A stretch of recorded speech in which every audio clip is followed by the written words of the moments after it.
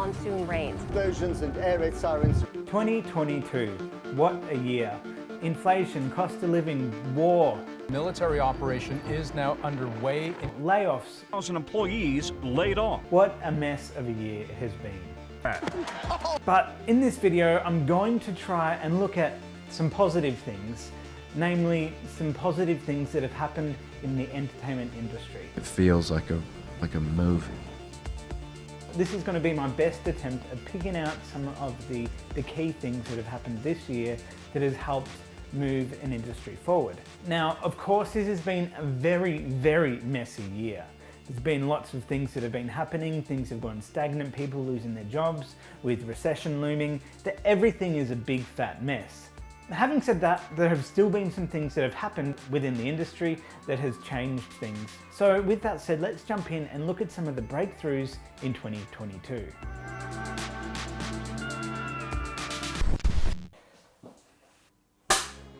Hello and welcome to Media Academy Online. Now before we begin, just wanted to quickly say that everything on this list, it doesn't necessarily have to be invented or launched this year. It's more about that has affected people's day-to-day or something that has really pushed the industry forward. It's more about seeing these outcomes in the real world. So let's begin with the very first one, and that is Unreal Engine 5. So games have come a long way since when I was younger, and every year there's new technology that helps develop games to make them look more realistic or immersive. And this year was no exception. This year we saw the release of Unreal Engine 5. And we're starting to see games released now that use this engine. And so this is where people can actually get a game that uses this engine. And we're starting now to see the possibilities with this engine. Yes, we're starting to see games that are more realistic, but it goes further than that. There's two main technologies that are really getting used, and it's going to A, make games look better, but more importantly, it makes the development of these games even easier. The first technology is Lumen. In layman's terms, this technology allows you to light up a game more realistically, so it'll emulate closer what it'll look like in the real world. Because in the real world, when you turn on a light, that light will bounce around the room and it'll light up different objects in different parts of that room, even if it's not directly hit by that light. And this technology does something very similar. You can see the light bounce around the environment, and that is inadvertently lighting up different elements within that scene and makes the environment look even more realistic. And the next one is Nanite. And this allows us to get really, really high detailed film quality 3D models and effectively just plump them into the game environment, and the engine does the rest. It has the ability to lower and increase the polygon count, so the hardware doesn't have to work as hard in able to render that environment. This effectively means the old limits of having to hard model different elements within the scene to have a limited amount of polygons so that the computer hardware can render that scene, that isn't a problem anymore. And now we can, in real time, render scenes that look just as good as any animated film out there. So the release of this software and developers getting their hands on it and finally releasing games using it, such as the new Fortnite that somehow made something that looks very cartoony look actually quite amazing. So I'm excited for 2023 to start to see more games using this engine, so we can see games that look even more realistic with more detail than ever before. So now let's move on to the second breakthrough of 2022, and that is with AI art. We've started to hear the word artificial intelligence in the last few years get used more and more. In 2022, we have started to see this concept reach the mainstream. If you've been scrolling through Instagram, you'll start to see this new trend of people using apps that will take their face and it'll use OpenAI or some similar technology, or one of these companies that are building AI to create something from scratch. Now, we should preface this by saying it's not completely by scratch. The AI isn't real AI that we can think of, like general intelligence. This AI will look at existing artwork, thousands, millions of artwork that has been given to this AI, and it'll train itself. It'll learn what art is, and it will use all of this new skills that it's learnt, and it will use that as reference to create the artwork you tell it. So even though it's not general AI that we can think of, this is very specific, and it's actually all about just training a computer the same thing over and over and over again until it starts to learn what that is.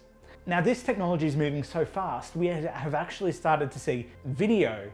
And yes, this still looks very crude, and there's a lot of issues with this video or animation that it's creating as a human being able to decipher what we're looking at. This is made from a computer who is still learning.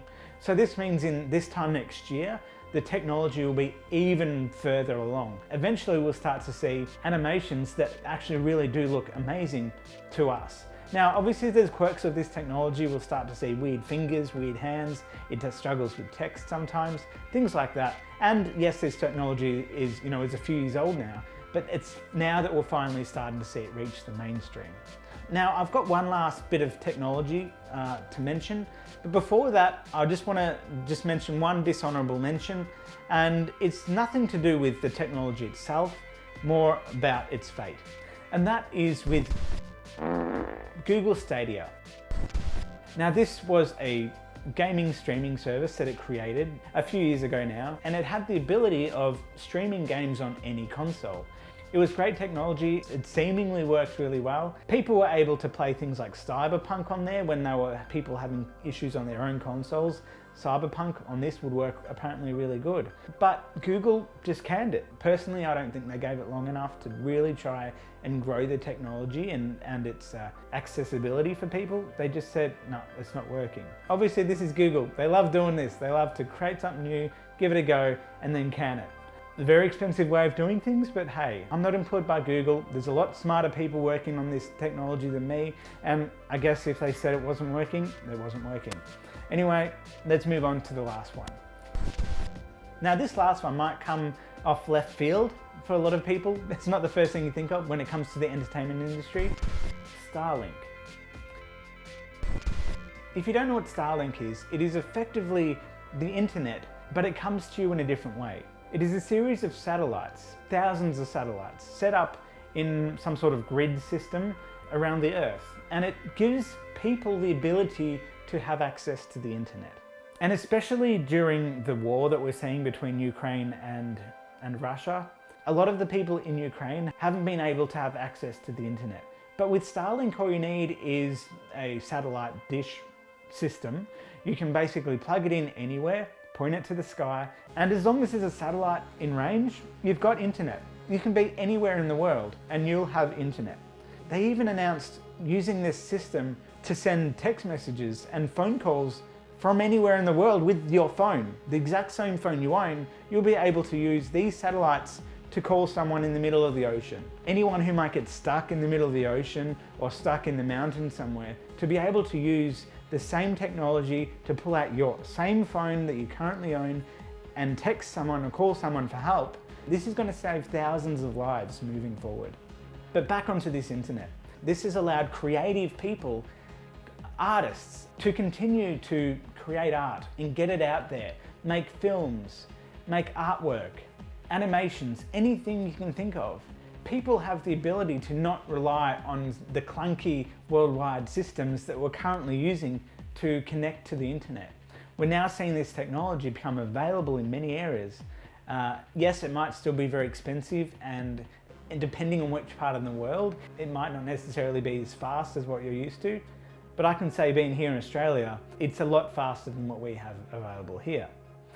So I wanted to mention this one because of everything that's been happening in the world in 2022. And again, this technology has been around for a few years, but it's finally now been able to get to a stage where it can help people in crisis, because it brings technology together to anyone who needs it. And I think moving forward, when this becomes cheaper and more prevalent, it might become the de facto way of getting internet moving forward. So I'm curious to see where technology goes with this and how it can expand moving forward. So with that said, they're the main breakthroughs that I wanted to mention in this video for 2022. If you can think of any breakthroughs that I haven't mentioned, be sure to leave them in the comments and we can discuss moving forward. So with that said, thanks so much for watching. I hope you have had a wonderful 2022 and haven't been too affected by everything that's been going on in 2022. And here's to a creative and productive 2023. Thanks, and I'll see you later. See ya. Thanks for watching Mini Academy Online. If you'd like to explore more of our content, click on this or click on that. Like and subscribe, thumbs up, ring bells, do a dance, sing a song, drink a hot cup of tea or coffee, and I'll see you in the next one.